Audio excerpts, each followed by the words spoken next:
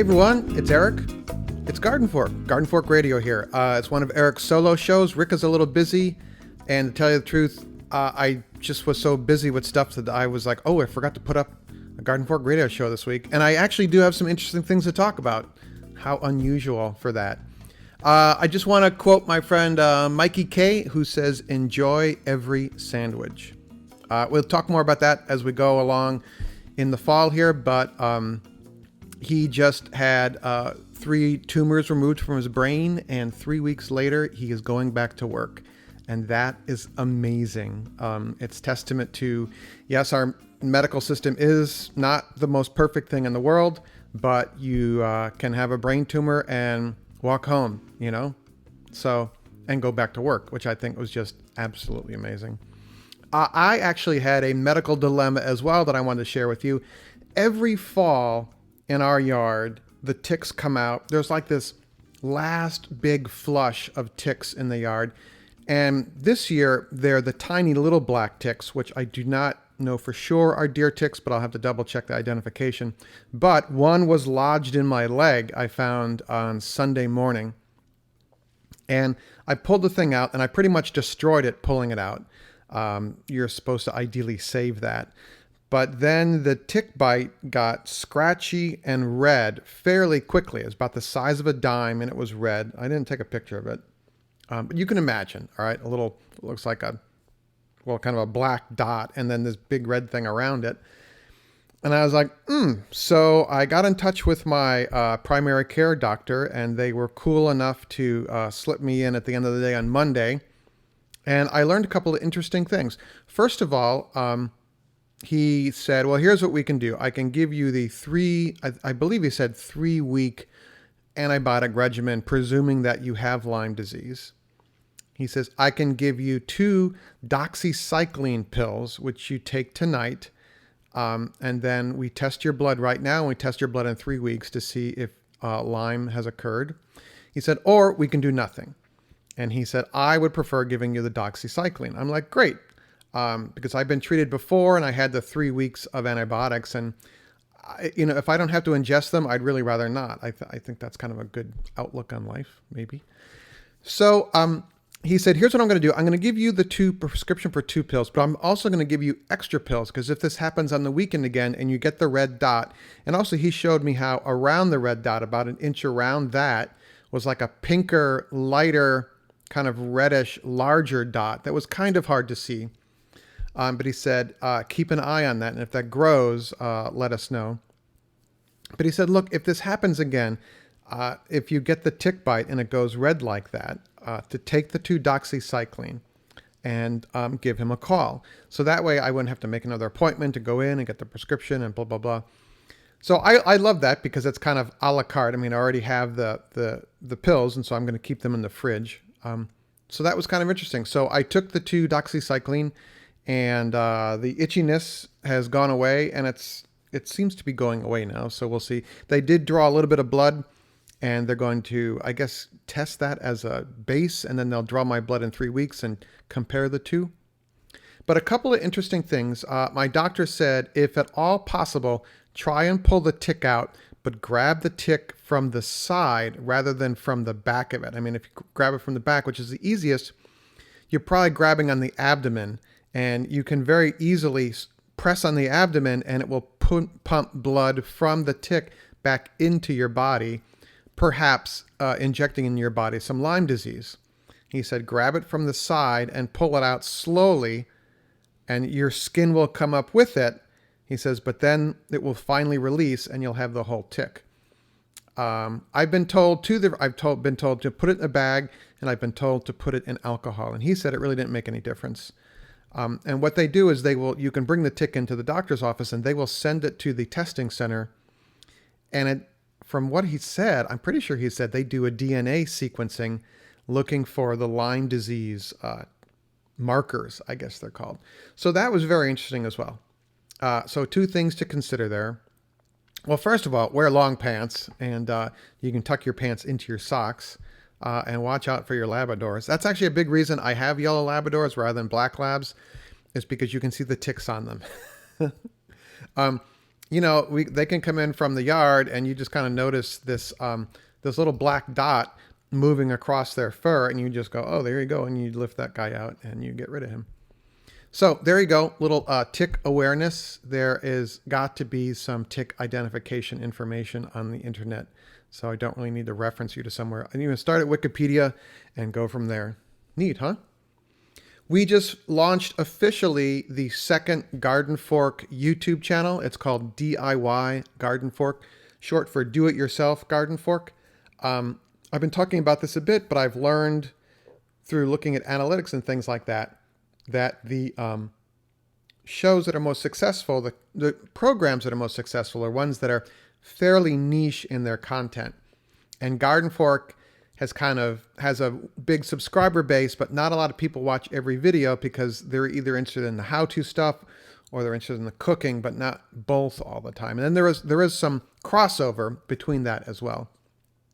So I decided I would split the channels and then ask everyone that watches Garden Fork to also subscribe to DIY Garden Fork on YouTube. On iTunes, the video show, I don't know what I'm going to do yet there. I'm still thinking about that. So I just launched that officially, today, and I sent out an email to everyone that's on our email list. If you aren't on our email list, you can go to gardenfork.tv and sign up. There's a thing on the right-hand side of the web page to join us, and that would be really great. I announced it on Facebook and Twitter a couple times as well. Facebook is hard because we have to pay them to reach our audience. And right now it's $50 a pop to do that. And that's a lot of money just to reach people that already want to talk to you. So there you go. A couple of comments about our new how to grill steak videos. I grilled a steak on a pan in the stovetop, and I use my box fan in the window. That's my range hood, so our house doesn't smell like steak for 3 days. And I turned the fan upside down so that the control knobs were on the bottom. And somebody wrote in and said, Eric, if you just turn the box fan on its side, you can access the knobs on the side rather than trying to get them from the bottom. And that made so much sense. I was like, oh yeah, okay. So unfortunately on YouTube, you really can't re-edit videos. So it's in there. But if you're considering putting a box fan in the window, turn it so that the controls are on the side rather than the top or the bottom. A little brilliant there. Something else that a couple people brought up were changing out the grates in my gas grill, because I did a grill a steak on a gas grill and grill a steak in a pan. And they said to switch to cast iron grates or to the anodized metal grates. And I'm not quite sure what I have in mind. They're black. That's all I know. The grill was a sidewalk freebie that I got and I had to fix. I love free things like that because this seems like it's like a $300 grill.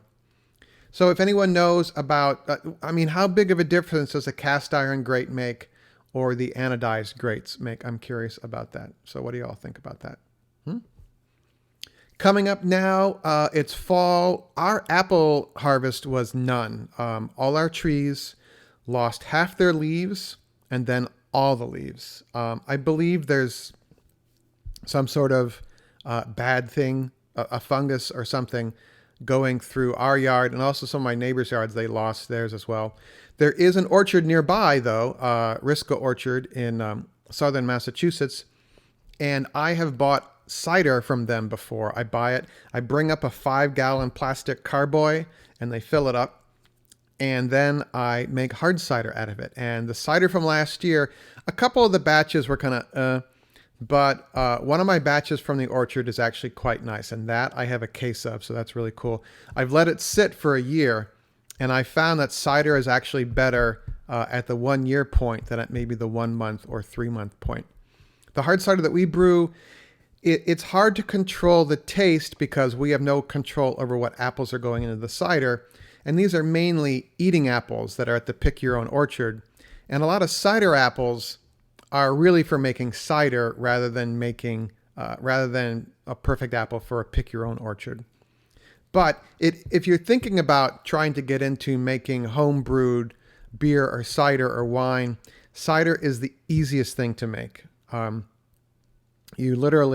I do is I kill off the wild yeast. with some sodium metabisulfate.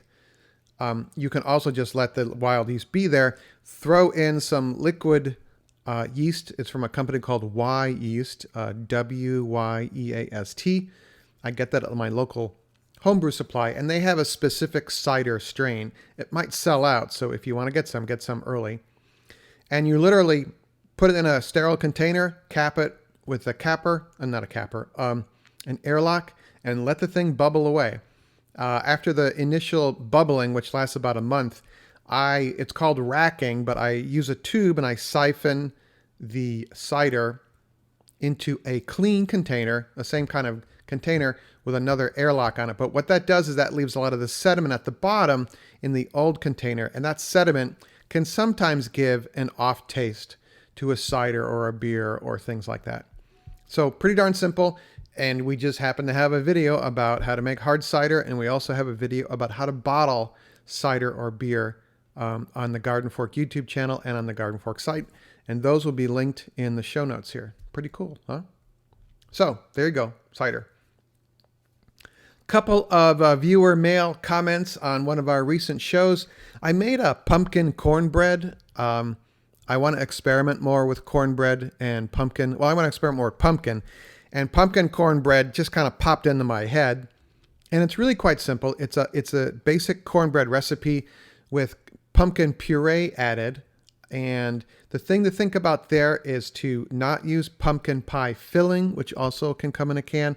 But I use the pumpkin puree just clean. It's literally pumpkin puree. It doesn't have any spices. It doesn't have any stuff in it. Pumpkin pie filling mix has like thickeners in it and stuff like that to make it like a custardy pie thing.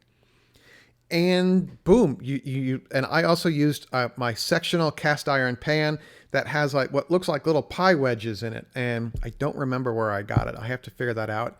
And I'll put a link in the show notes about that. But it is a really fun pan because you preheat it and then I pull it out and I use my little silicone brush, and you brush vegetable oil into each of the sections of the cast iron pan, and you put the batter in, and it crisps up the crust really nicely.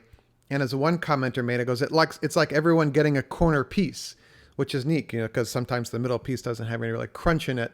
This way, it all has crunch, and this is really nice. But I preheat that pan when I'm preheating the oven. I pull it out, I apply the oil, and I put the batter in, and I drop it back in.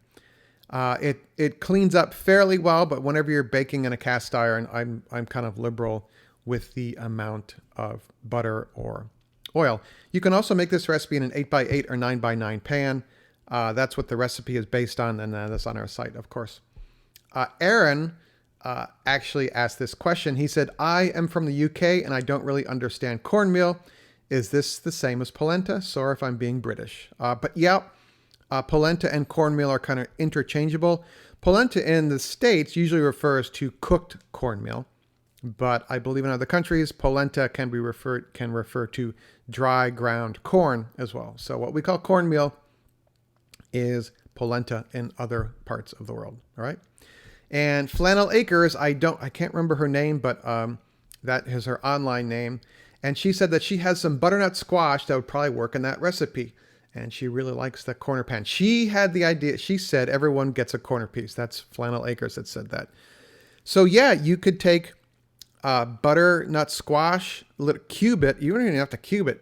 Just cut it up in big chunks, peel it, cut it up in big chunks, and microwave it, and then mash it down. You might want to pour off some of the water that comes out after you've microwaved it. You could also cook it on the stove top or bake it.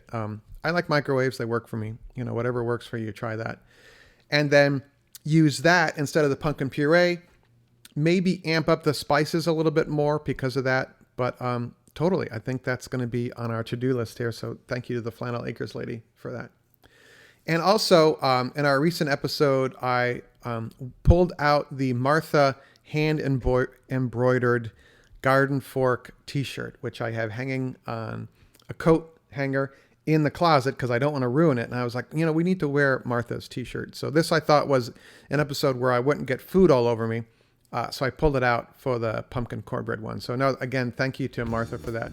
We are working on some ideas for Garden Fork t-shirts. So that will be coming up in the future at some point there. So there you go. Just a quick little update to Eric's World here. By the way, I just started an Instagram account. It's instagram.com/gardenfork. I'm posting pictures of the puppies and just cool stuff I find. So if you're into Instagram, you could check us out there. And also the Instagram photos automatically post to Tumblr, our Tumblr page, and to our Facebook page, and somewhere else that I'm blanking on right now. But anyway, there you go. Little thoughts from Eric there. Just wanted to say hello. Please check out our new YouTube channel. It's youtube.com/DIY gardenfork. You can also check if you got our email. There's a link in there for that. And if you want to sign up for our emails, just go to gardenfork.tv, our website, and there'll be a pop-up that says sign up. And there's also just a little sign up link on the right-hand side of the page usually. All right. So love to hear from you guys. Just go out and do cool stuff and come back and tell me about it. All right. See ya. Garden Fork's theme music is used under license from uniquetracks.com.